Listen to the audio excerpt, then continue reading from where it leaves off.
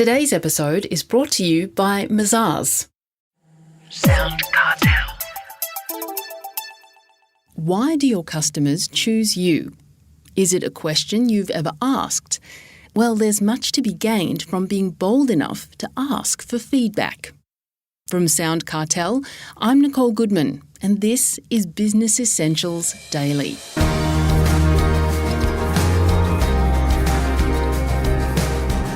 Dan Williams is the Asia Pacific business coach for global coaching network EOS Worldwide.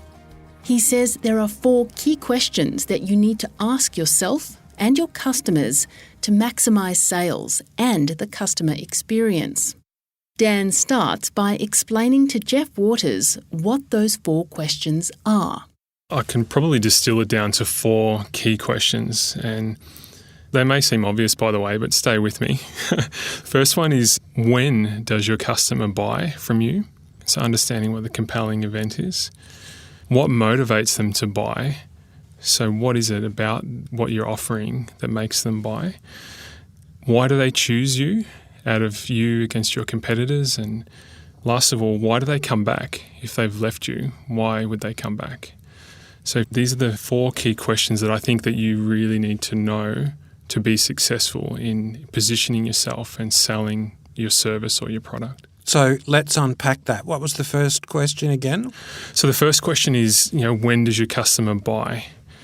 If you can really understand your client's industry or their niche, most businesses have a season.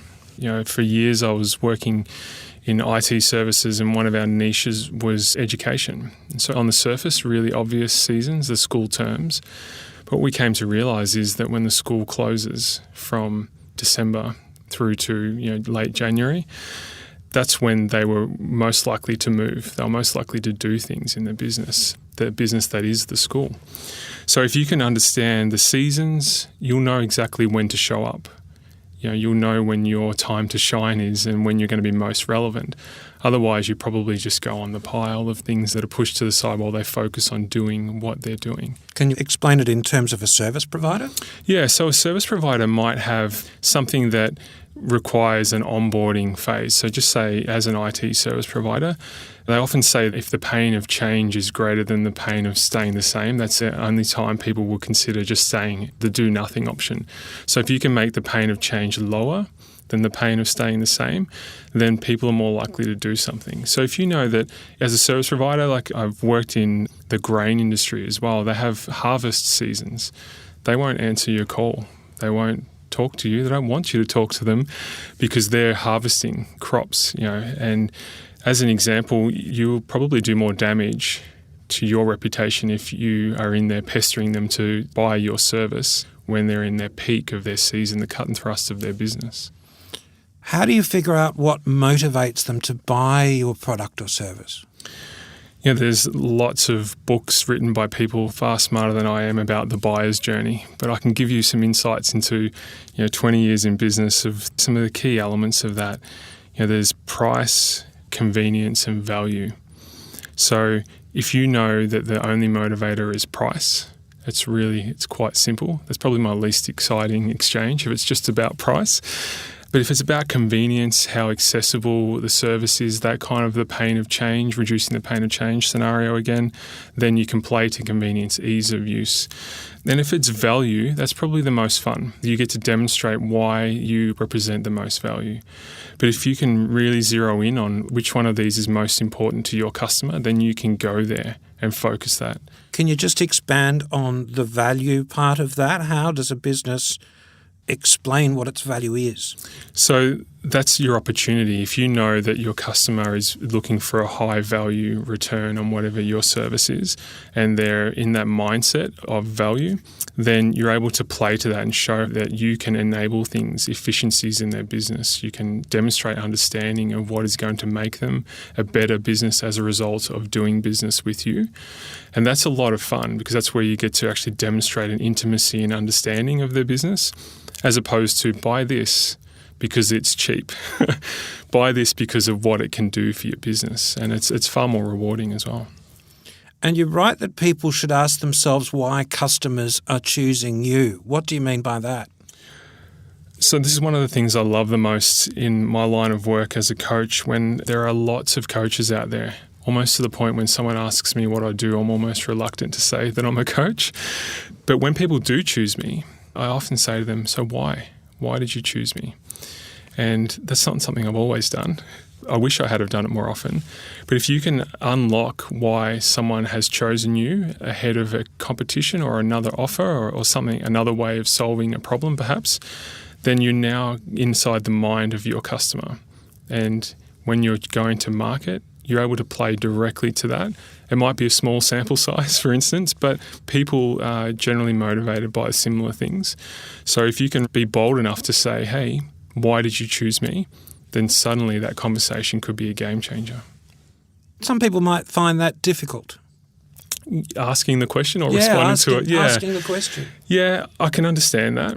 But if you really value that customer that's in front of you and you're looking forward to working with them, the prize is finding more people like that. So if you know why they chose you and you can get uncomfortable for a moment, be comfortable with being uncomfortable perhaps, then the prize on the other side of that is doing business with more people like that. And the question, why do my customers return? What can this reveal? So this is something that probably is asked even less than why did you choose me? Often when a customer returns, we're just rejoicing that they've come back. We're happy. It's an opportunity to make amends. But if you can ask them, why did you leave and why did you return? Then you start to unlock a different element, is potentially a competitive advantage.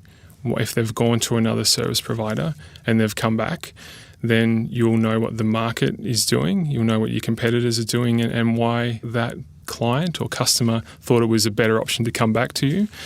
It won't always be insightful. Sometimes I've asked that question, in fact, and the response has been, they were too expensive, or the deal that they offered didn't turn out to be what it was. We liked them, but you were cheaper. And that's not a great response. But if you keep asking the question, you'll get more and more insights. And I can remember someone saying to me, I liked the fact that I could contact the business owner. I didn't expect to call you every day, and I'm glad they didn't.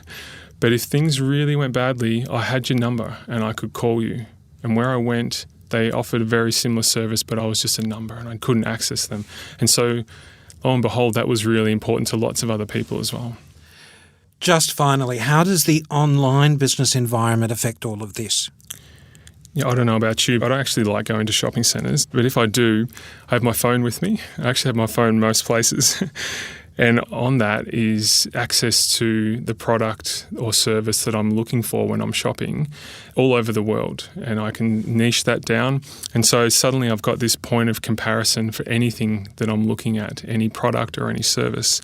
So knowing your customer, knowing why they choose you, what motivates them, when they want to buy, you can show up. And the digital age has meant that we have a lot more control, sometimes a scary amount of control as a seller, but we're able to really position ourselves and use that as a platform to make sure that we show up first and that our value proposition is clear. Otherwise, we sort of fade into nothingness in the background with everyone else on those oodles of screens of Google search responses. That was Dan Williams, Asia Pacific business coach for EOS Worldwide.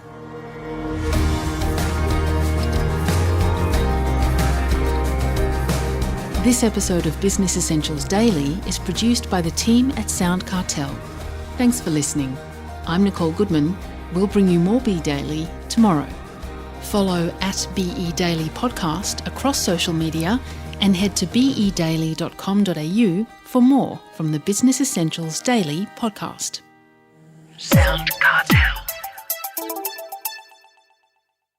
This episode was brought to you by Mazars. To find out more, visit mazars.com.au. That's mazars.com.au.